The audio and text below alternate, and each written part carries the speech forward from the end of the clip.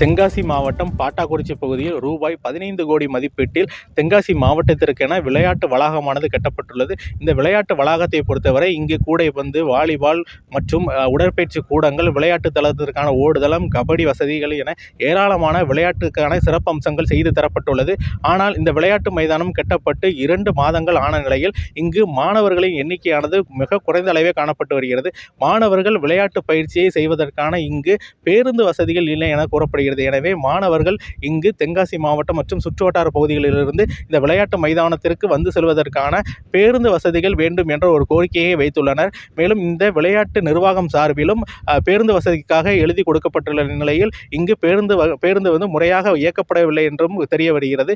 எனவே ஏழை எளிய மாணவர்கள் இந்த விளையாட்டு அரங்கத்தை முழுவதுமாக பயன்படுத்திக் கொள்ள வேண்டும். இங்கு உள்ள விளையாட்டின் சிறப்பு அம்சங்கள் அனைத்தையும் கற்று தேர வேண்டும் என்பதை கருத்தில் கொண்டு மாவட்ட நிர்வாகம் இங்கு விரைவாக பேருந்து வசதிகளை செய்து தர வேண்டும். நமக்கு எல்லா ஃபெசிலிட்டிஸுமே இருக்குது. எக்ஸாம்பிளுக்கு அத்லெட்டிக்ஸு, அப்புறம் வந்து ஃபுட்பாலு, அப்புறம் வந்துட்டு வாலிபாலு, பேஸ்கெட் பாலு, அப்புறம் வந்து கபடி, அப்புறம் வந்துட்டு மல்டிபர்பஸ் ஹாலு, அப்புறம் வந்துட்டு ஜிம்மு. ஸோ இந்த மாதிரி எல்லா ஃபெசிலிட்டிஸுமே இருக்குது. நமக்கு வந்துட்டு ஃப்யூச்சரில் பார்த்தீங்கன்னா வந்துட்டு ஸ்விம்மிங் பூல் இந்த மாதிரிப்பட்ட ஃபெசிலிட்டிஸ் எல்லாமே வரப்போகுது. ஸோ அதனால் எல்லா மக்களுமே இங்கே வந்து நல்லா பயிற்சி பெற்று அடுத்து வந்துட்டு மேலே வந்துட்டு கேம்ஸுக்கு போயிடலாம். ஸோ அதனால் வந்து மக்களுக்கு வந்து பயன்பாட்டுக்கு வந்துட்டு பயன்படுத்தணும்னு சொல்லி நான் வந்து கேட்டுக்கிறேன். இங்கே ஓப்பன் ஆகி ஒரு 1 மந்த் ஆகுது. ஆனால் ஸ்டூடெண்ட்ஸ் அதிகமாக வர முடியலை. ஏன்னா பஸ் வசதி வந்து கிடையாது. ஒருவேளை பஸ் வசதி கொடுத்தாங்கன்னா நிறைய ஸ்டூடெண்ட்ஸ் வர்றதுக்கு கொஞ்சம் ஹெல்ப்ஃபுல்லாக இருக்கும்.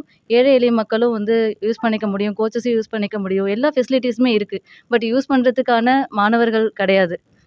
அது மட்டும் பேருந்து வசதி இல்லை மினி பஸ் அந்த மாதிரி ஏதாச்சும் ரெடி பண்ணி கொடுத்தாங்கன்னா நல்லாயிருக்கும். ஸ்டூடெண்ட்ஸ் வந்துட்டு போகிறதுக்கு கொஞ்சம் நல்லாயிருக்குங்க சார். எஸ்பெஷலி கேர்ள்ஸ் ஸ்டூடெண்ட்ஸ் இங்கே வர்றதுக்கு ரொம்ப கஷ்டப்படுறாங்க. பேரண்ட்ஸ் அலோவ் பண்ணுறதுக்கு ரொம்ப யோசிக்கிறாங்க. நான் நிறைய பேரண்ட்ஸ் கிட்ட பர்சனலாகவே பேசி பார்த்துட்டேன். பட் கொஞ்சம் இன்டீரியர் இருக்குது, பஸ் வசதி இல்லை அப்படின்ற காரணத்துக்காக அவங்க அலோவ் பண்ணுறதுக்கே யோசிக்கிறாங்க. ஸ்போர்ட்ஸ் பண்ணுறதுக்கே யோசிக்கிறாங்க.